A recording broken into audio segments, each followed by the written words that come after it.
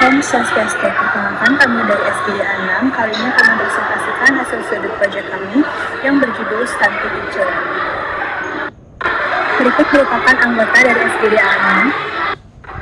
Sebelumnya kami ingin mengucapkan terima kasih kepada Dr. Agus Eka dari Ranta, Dr. Filosofi, selaku fasilitator dari SGD 6, dan juga kepada Dr. Ibu Silana Sudiarta, spesialis patologi anatomi konsultan, selaku evaluator dari SGD 6.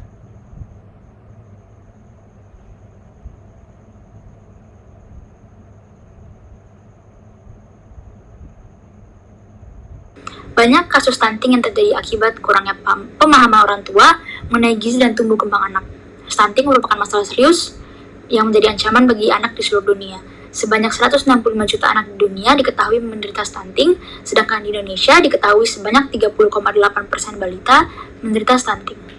Kondisi tersebut dapat menjadi ancaman bagi negara. Kondisi fisik dan mental seorang anak merupakan hal yang harus dijaga dan dirawat. Hingga saat ini, pencegahan mengenai stunting masih terus diusahakan oleh berbagai negara di dunia termasuk Indonesia. Angka kasus di Indonesia diharapkan dapat ditekan oleh adanya usaha dari berbagai pihak untuk menangani kasus ini. Faktor yang menjadi penyebab stunting merupakan hal yang dapat dicegah dan dimodifikasi.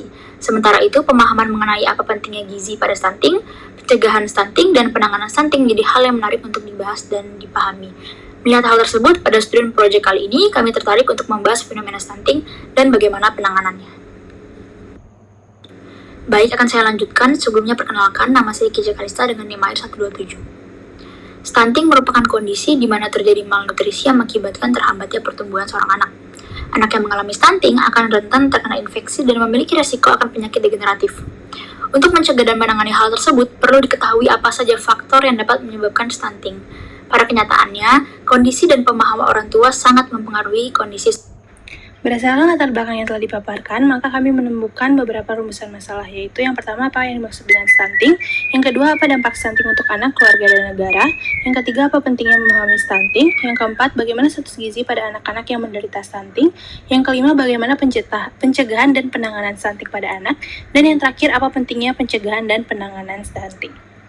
Berdasarkan rumusan masalah yang telah dipaparkan adalah yang pertama untuk mengetahui pengertian dari stunting, yang kedua untuk mengetahui dampak stunting terhadap anak, keluarga, dan negara, yang ketiga untuk mengetahui status gizi pada anak-anak yang menderita stunting, yang keempat untuk mengetahui pencegahan dan penanganan stunting pada anak, dan yang kelima untuk mengetahui pentingnya pencegahan dan penanganan pada stunting. Tujuan dari penulisan student project. Adapun manfaat penulisan student project ini diharapkan dapat bermanfaat sebagai berikut. Yang pertama, manfaat teoritis. Hasil student project ini diharapkan dapat menambah wawasan mengenai topik yang kami bahas, ini mengenai stunting pada anak. Yang kedua, manfaat praktis. Yang pertama bagi penulis, diharapkan student project ini dapat menjadi wadah bagi kami para penulis untuk mengembangkan diri dalam membuka wawasan kami lebih luas mengenai stunting pada anak. Dan juga bagi pembaca, diharapkan student project ini dapat menjadi informasi yang berguna bagi masyarakat, khususnya mengenai stunting pada anak.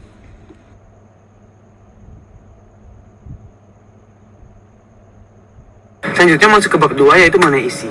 Saya akan menjelaskan tentang definisi stunting. Sebelumnya perkenalkan nama saya Dewa Modern Raka Dewanta dengan 3 digit NIM terakhir 128. Stunting merupakan suatu gangguan pertumbuhan dan perkembangan yang dialami anak akibat gizi buruk, infeksi berulang, dan stimulasi psikososial yang tidak kuat, sehingga menyebabkan anak terlihat lebih pendek. Menurut WHO, stunting didefinisikan sebagai tinggi badan terhadap umur yang rendah. Sekian dari definisi stunting, selanjutnya akan dijelaskan oleh teman saya. Baik, saya akan lanjutkan. Perkenalkan nama saya Catherine dengan 3 digit terakhir 157. Stunting merupakan masalah serius di dunia, bahkan WHO memasukkan stunting sebagai salah satu dari 6 tujuan utama pada Global Nutrition Target for 2025. Stunting berkaitan erat dengan hal-hal seperti faktor keluarga, nutrisi yang kurang tercukupi, pemberian ASI, infeksi, dan faktor sosial. Hal faktor keluarga beragam mulai dari nutrisi, tinggi badan ibu, infeksi, usia kehamilan, usia ibu ketika mengandung, bahkan kurangnya asupan dan kelahiran prematur. Di dunia, stunting pada 2020 untuk anak di bawah usia 5 tahun adalah 22% atau 149,2 juta anak.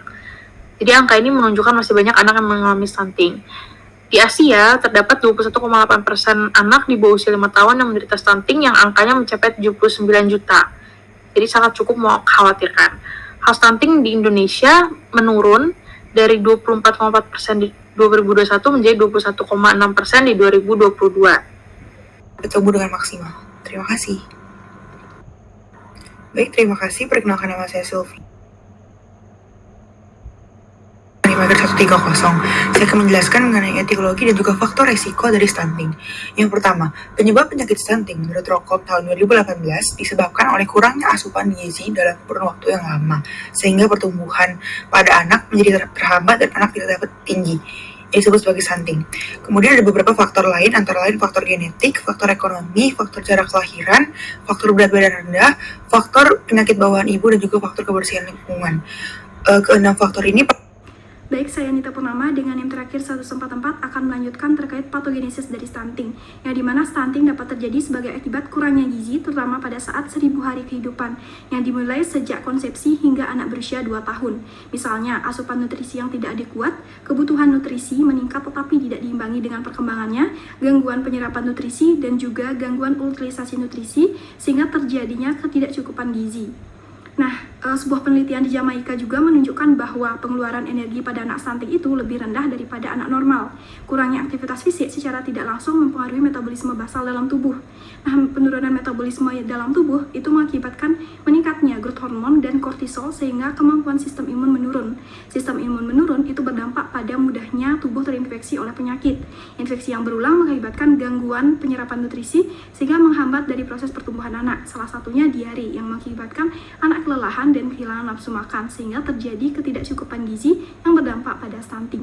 Mungkin sekian dari saya. Terima kasih. WHO tahun 2005. Indikator pada penilaian Z-score ini dapat dilihat dari panjang badan banding usia atau tinggi badan banding usia dengan kriteria nilai Z-score kurang dari -3 SD derajat berat dan kurang dari -2 SD derajat sedang. Sekian yang dapat saya sampaikan, terima kasih. Selanjutnya adalah diagnosis stunting. Sebelumnya perkenalkan, saya Sheryl Aika Zahra dengan 3 digit NIM terakhir 129. Stunting atau malnutrisi kronis merupakan keadaan di mana asupan dan kebutuhan nutrisi yang tidak seimbang sehingga menyebabkan defisit energi, protein, dan nutrisi mikro yang dapat berdampak negatif terhadap pertumbuhan, perkembangan, dan juga kesehatan lainnya dalam jangka waktu yang lama. Penentuan perawakan pendek dapat dilakukan dengan menggunakan beberapa standar. Salah satu standarnya adalah Z-score baku child growth. Baik, izin melanjutkan penjelasan dari teman saya. Sebelumnya perkenalkan, nama saya Yudi Marianta dengan NIM 53. Saya ingin menjelaskan mengenai diagnosis banding stunting, yaitu ada 4. Yang pertama wasting, kedua growth filtering, ketiga marasmus, keempat kwashiorkor. Mudah juga terkena penyakit degeneratif dan menghasilkan SDM rendah dikarenakan kemampuan dari SDM tersebut yang tidak bisa diharapkan. Sekian, terima kasih. Kemudian dilanjutkan dengan dampak stunting terhadap anak, keluarga, dan negara. Pertama yaitu dampak stunting kepada anak, yaitu meningkatkan risiko mengalami keterlambatan perkembangan dan mudahnya tertular penyakit menular. Dan nantinya juga akan kesulitan di mana untuk memastikan pertumbuhan yang teratur sehingga tubuh anak lebih pendek saat dewasa. Selanjutnya dampak stunting ke keluarga, yaitu di mana kurangnya gizi dan budaya hidup yang tidak sehat yang akan mempengaruhi keturunan selanjutnya dan mengancam kualitas hidup keluarga tersebut. Selanjutnya, yaitu dampak stunting kepada negara, yaitu di mana SDM atau sumber daya manusia yang memiliki kognitif lemah dan psikomotorik yang rendah menunjukkan kemampuan negara dalam status gizi tergolong buruk dan kemampuan dan kualitas bangsa di masa depan diragukan. Dan juga ada Pertama, penilaian status gizi pada anak umumnya dilakukan dengan metode antropometri. Metode ini umumnya digunakan untuk menghitung berbagai macam pengukuran komposisi tubuh. Pengukuran ini digunakan untuk menilai ketidakseimbangan nutrisi antara protein dan juga energi yang masuk ke dalam tubuh. Antropometri sendiri memiliki beberapa indeks pengukuran yang dapat digunakan, antara lain pengukuran berat badan menurut umur atau BB/U, lalu ada tinggi badan menurut umur atau TB/U, lalu yang terakhir ada berat badan menurut tinggi badan atau BB/TB, yang dimana pengukurannya itu sudah ditentukan sesuai dengan standar deviasi unit Z atau Z-score. Anak dapat dikatakan stunting apabila nilai Z-score-nya kurang dari -2 SD atau standar deviasi, dan kurang dari -3 SD dikatakan anak itu stunting yang parah. Selain dilihat dari nilai Z-score, stunting juga bisa dinilai melalui penurunan fungsi kognitif dengan beberapa ciri sebagai berikut. Yang pertama, gigi yang tumbuh lebih lama, penurunan fokus dan memori, lambatnya pertumbuhan, terlambatnya pubertas, dan yang terakhir wajah terlihat lebih muda dari anak seusianya. Sekian dari saya, terima kasih.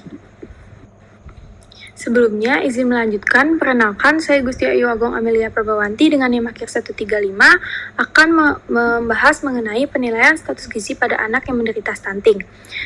Poin pertama yaitu tentang pentingnya pencegahan dan penanganan stunting.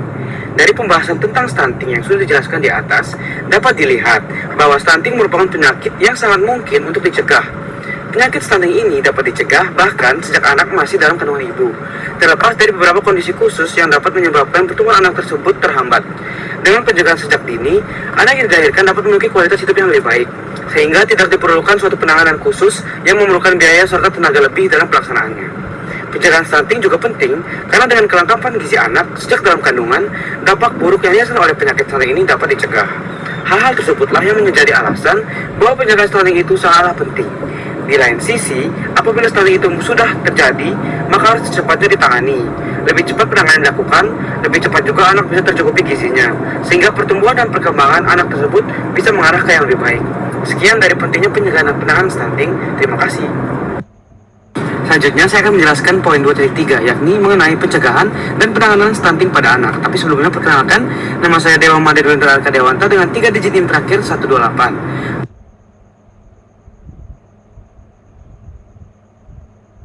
Penting dalam penata stunting sebagai upaya untuk mencegah kegagalan pertumbuhan lebih lanjut. Istilah isi piringku dengan gizi seimbang dapat diterapkan kepada anak agar nutrisinya terpenuhi dan pertumbuhannya menjadi optimal. Selain itu, pemberian makanan sumber hewani tinggi mikronutrien dan banyak mineral juga dapat diberikan karena penyerapannya yang lebih baik dibandingkan sumber nabati. Selanjutnya dapat dilakukan dengan pemberian suplemen tambahan berupa vitamin A dengan zinc, omega 3, kalsium, dan juga yodium. Fungsi utama dari zinc adalah penting dalam pertumbuhan linear anak. Selain itu, zinc juga memiliki peran penting dalam sintesis RNA dan juga DNA. Sebagai bagian dari enzim dehidrogenase, zinc memiliki peran dalam metabolisme vitamin A. Vitamin A ini memiliki peran yang penting juga dalam pertumbuhan dan defisiensi vitamin A dapat mengakibatkan kegagalan pertumbuhan. Dengan bantuan zinc, penyerapan vitamin A akan lebih optimal dan konsentrasinya akan lebih tinggi. Pemberian kalsium dan yodium juga dapat membantu dalam mengoptimalkan pertumbuhan anak. Hal ini disebabkan karena yodium memiliki peran penting dalam memetabolisme kalsium dalam tubuh, terutama pada tulang dan darah. Selain itu, kalsium merupakan komponen utama kekuatan tulang. Penderita stunting biasanya memiliki tinggi badan di bawah rata-rata, yang tentunya disebabkan karena pertumbuhan tulangnya yang kurang optimal.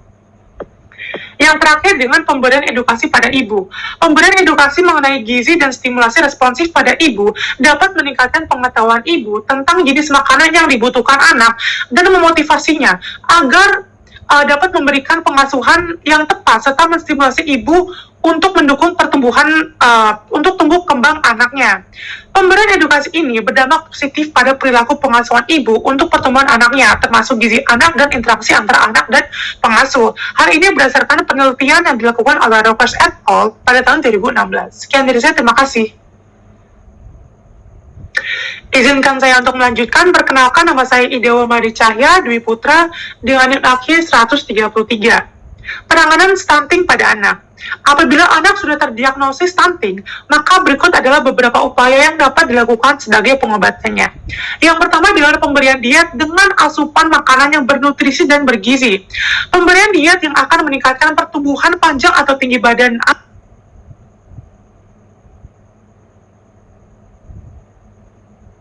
Perkenalkan, saya Nisa Putri dengan NIM akhir 149. Berdasarkan paparan yang telah dijelaskan, dapat disimpulkan bahwa stunting adalah suatu gangguan terhadap pertumbuhan dan perkembangan yang dialami anak akibat gizi buruk, infeksi berulang, dan stimulasi psikososial yang tidak kuat yang dapat terjadi sebagai akibat kekurangan gizi, terutama pada saat 1000 hari pertama kehidupan atau PHK. Stunting ini juga memiliki faktor risiko yang membuat anak kesulitan untuk memastikan pertumbuhan yang teratur dan akan berdampak pada perawakan anak lebih pendek saat dewasa. Bagi keluarga, apabila stunting tidak dapat dicegah sedini mungkin akan berdampak pada keturunan selanjutnya akibat rantai dari dampak gizi buruk. Jangka panjang stunting ini dapat merugikan negara akibat dari sumber daya manusia yang kualitasnya menurun. Status gizi pada stunting dapat dinilai dengan metode antropometri, yang mana apabila nilai Z-score yang kurang dari -2 dianggap stunted dan -3 standar deviasi dianggap severely stunted. Stunting dapat dicegah dengan memberikan edukasi kepada remaja putri, calon ibu dan para ibu untuk menjaga asupan gizi yang seimbang, karena berdasarkan penelitian yang dilakukan WHO, faktor seorang anak dapat mengalami stunting dapat diperoleh melalui ibu yang kekurangan gizi selama masa prakonsepsi, kehamilan, dan juga menyusui.